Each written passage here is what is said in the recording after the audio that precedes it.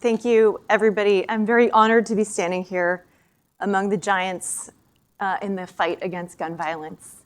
And I'm so grateful that this moment has happened, and I've stayed here all day listening to what everybody has to say, and it's incredible to hear that it's all the same message, just in different ways. And that gives me a lot of hope.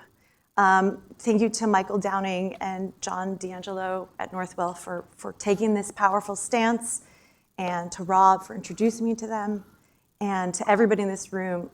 You don't know how meaningful it is that you are here today. And so for any survivors in here, this is going to be a lot to relive with me, so if you need to step out, I understand. My name is Lesley Hugh, and I'm the unwilling founder of Pierce's Pledge. I'm also the unwilling and unfortunate survivor presenter. I'm also Pierce Howard Hughes' mom. Thank you. My only son, Pierce, was hilarious. He loved telling jokes, playing Minecraft, jumping on furniture, eating chocolate ice cream in the bathtub, and he loved traveling, his school, his friends, and he loved being a kid. Pierce and I had the kind of relationship that we just loved being together. We had adventures in everyday things. We would dance when we brushed our teeth. We would race to see who could fold laundry the fastest. We would squeeze every drop of joy out of every part of life that we could. I divorced Pierce's father in 2015 when Pierce was 4. It was a marriage full of abuse, conspiracy theories, and coercive control, but not enough abuse to prove to the court that I should have full custody. So I learned to co-parent with as little contact as possible. In 2020, I had to return to court to try to gain full custody. It was during COVID, and Pierce's school informed me that if he wanted to stay enrolled in school, that he would need to get fully vaccinated, according to California law. His pediatrician confirmed what I already had known. Pierce was healthy and did not qualify for an exemption. I wanted Pierce to stay in school and be protected, but his father felt differently. On January 12, 2021, the judge ruled in my favor. And on January 13th, I went to pick Pierce up from school. He wasn't there. After a frantic search, I walked into San Francisco's Northern Police Station and was told the most soul-shattering thing a mother could ever hear, that I would never see my son again. Pierce had been shot while he slept by his father, my ex-husband, who then turned the gun on himself. Pierce was only 9 years old.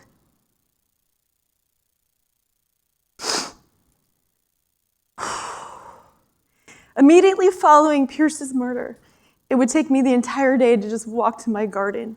The grief and disbelief felt like I had been skinned alive. One moment, I was deciding what to cook Pierce for dinner. The next, I was deciding whether I should bury or cremate my 9-year-old son. 10 days later, I would have to decide whether I viewed his body at the police morgue before we cremated him. I was terrified to see his lifeless body of my sweet boy with a gunshot wound straight through his perfect heart. But I knew if I walked into that room, I would climb in beside him and never come out. And so I chose not to see him. It was an impossible decision, but one I still question every day. My life's job was to be a mom, and that was, thank you, and that was stolen in an instant. As Gabby said, your life can change like that. Pierce was in 3rd grade, and the parents of his classmates had to tell their 9-year-old kid that their friend had been murdered by Pierce's father, who was also the softball coach. Pierce's friends would ask their dads, "Dad, could you kill me?" What happened to Pierce happens on average every 6 days in America. A child is killed by a parent or guardian during custody. In 2025, Stanford came out with a study and revealed that the last 121 mass shootings involving children, mass shootings are 4 or more people, 71 of those shootings were family members killing other family members. That's 59%. Intimate partner and family violence with firearms in America is prolific. My grandmother passed away in January at almost 108 years old. Her battle was with time, something none of us will be able to win. And my cousin had cancer, and her fight for her life is between Mother Nature and modern science, Northwell. But when somebody dies of age or illness, there's a humbling acceptance that we're up against something bigger. But gun violence is different. It's human, and more specifically, it's human emotion. And that's what makes grief so hard to accept. We're not battling nature.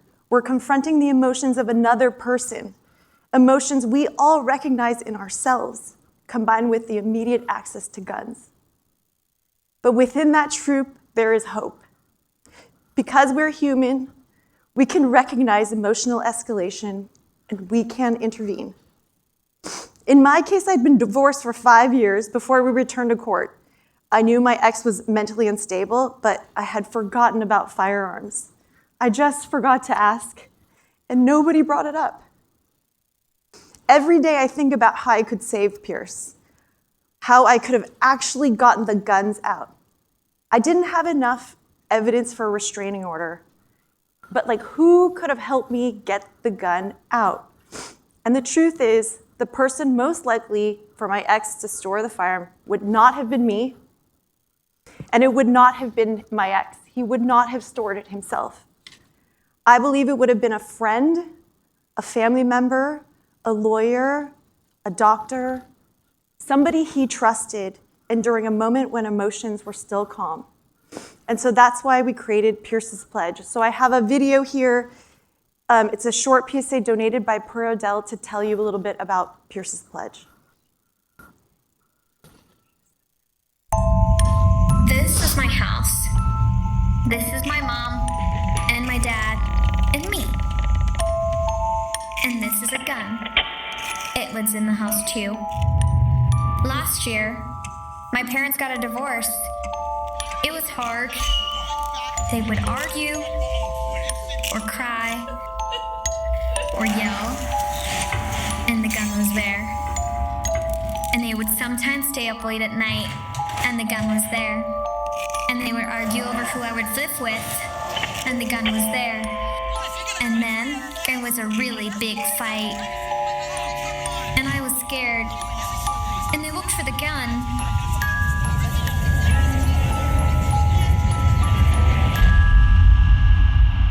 But it wasn't there. Because someone convinced my parents to store the gun away from our house. They say it was a lawyer. The lawyer made my house safe. And the lawyers can make your house safe too.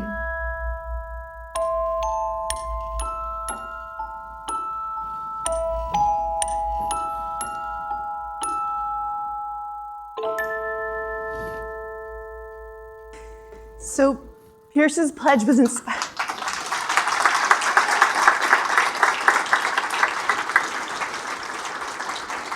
Pierce's Pledge was inspired by my friend Monica Pazet, a family law attorney who just decided to take a stand after the loss of Pierce.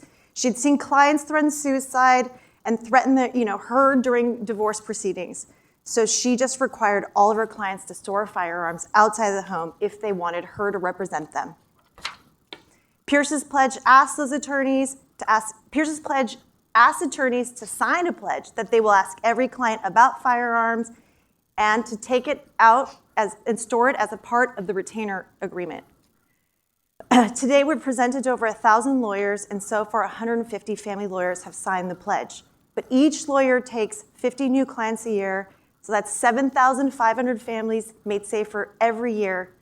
And this requires no law, and it can be implemented right now.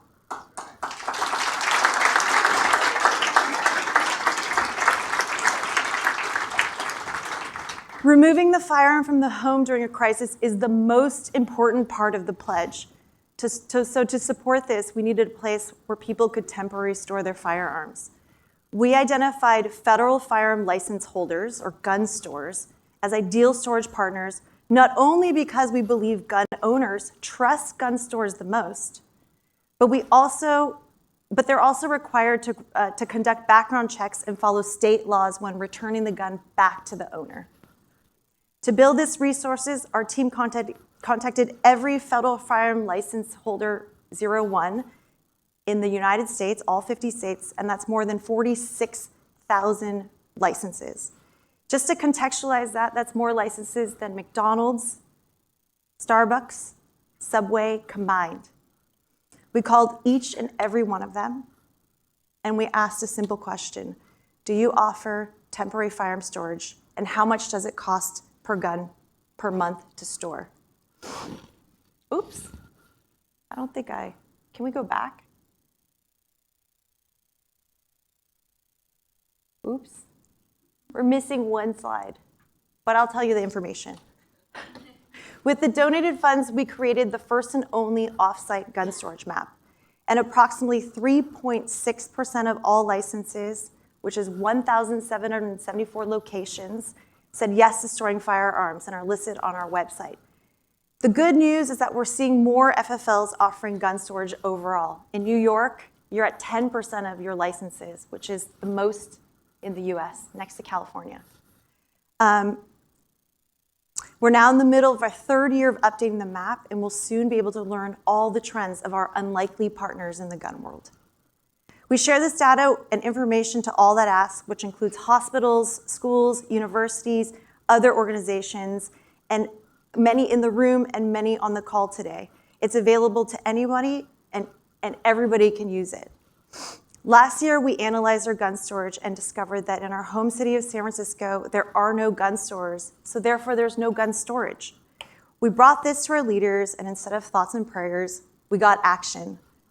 Our mayor's office partnered with SFPD and Pierce's Pledge and now offer residents the ability to bring their firearms to any of the city's 10 districts for free for voluntary and temporary gun storage. That's this.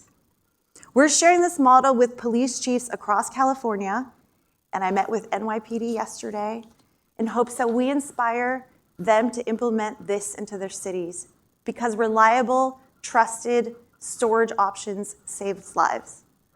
I think of it like a seatbelt. If we're gonna encourage people to wear their seatbelts, then somebody must install them in the car first. But there's still so much work to be done. Last week, I had to practice what I preach, and a friend who was worried about his son's mental health. And even I, knowing what's on the other side, hesitated to talk to him about firearms. But I simply said, hey, if you own a firearm, I strongly suggest that you store it outside the home until your son's in a better headspace, and let me know if you need help doing so. But those few words could have a profound impact, because there are moments when it's simply safer to have a firearm outside the home than inside of the home, like a custody dispute, domestic violence, mental health crisis, suicidal ideation, teen depression, elder dementia, and emotional changes. I believe there's somebody in this room that's listening to my story, and you know exactly what I'm describing. I believe there's a handful of you that are thinking about a client or a patient or a friend that could be in a critical moment right now with a firearm. Your gut already knows who they are. Each one of us has the power to intervene. We just have to find the courage to ask the question and then offer a resource to get the gun out of the house to help create distance. I did not get to say goodbye to Pierce. I will never get to hold his hand again. I did not get to fight for his life. I only received the aftermath and the pain handed to me by another human being's irreversible decision. But if we normalize temporary voluntary firearm storage during a crisis without judgment of gun ownership, if we empower friends, lawyers, doctors, law enforcement, and families with resources to be the messenger, then we will save lives. Pierce's life was heartbreakingly short. He did not get a chance to grow up or decide who he wanted to be. I, as his mother, don't want him to be remembered only about how he died. I want him to be remembered as a hero and as a boy who saves lives. So if you find yourself in a critical moment with somebody that you know and you're unsure whether to ask about firearms, think of Pierce, and I know he'll give you the courage to just ask. The last thing is I have a pin on, and a few of you do too, and I have some at the front desk. It's for Pierce. It's 2 Band-Aids over a broken heart. When I lost Pierce, my best friend, I told him that my heart was broken, and he put 2 Band-Aids over it. And so I believe it means hope and love that we can heal and we can continue on. And so please stand with us in wearing one. And thank you for this time and opportunity.